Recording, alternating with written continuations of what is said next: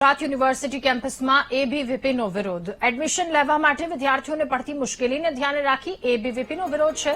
નવા શૈક્ષણિક સત્રથી એડમિશન માટે જીકાસ પ્લેટફોર્મને હટાવવા તેમણે માંગ કરી। ગયા વર્ષે એડમિશનના 37 રાઉન્ડ થયા છતાં વિદ્યાર્થીઓ પરેશાન થયા હતા।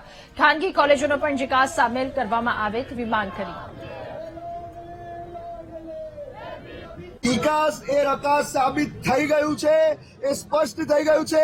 આજે જીકાસને ચોથું વર્ષ છે, છતાં એમાં 33 રાઉન્ડ સુધી વિદ્યાર્થીઓને પ્રવેશ આપવામાં આવે છે। પરીક્ષાના આગલા દિવસ સુધી પ્રવેશ આપવામાં આવે છે।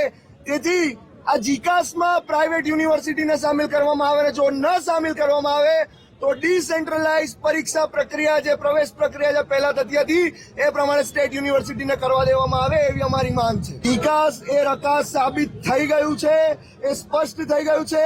આજે જીકાસને ચોથું વર્ષ છે, છતાં એમાં 33 રાઉન્ડ સુધી વિદ્યાર્થીઓને પ્રવેશ આપવામાં આવે છે। પરીક્ષાના આગલા દિવસ સુધી પ્રવેશ આપવામાં આવે છે। તેથી આ જીકાસમાં પ્રાઇવેટ યુનિવર્સિટીને સામેલ કરવામાં આવે, જો ન સામેલ કરવામાં આવે તો ડિસેન્ટ્રલાઇઝ પરીક્ષા પ્રક્રિયા જે પ્રવેશ પ્રક્રિયા જે પહેલા થતી હતી એ પ્રમાણે સ્ટેટ યુનિવર્સિટીને કરવા દેવામાં આવે એવી અમારી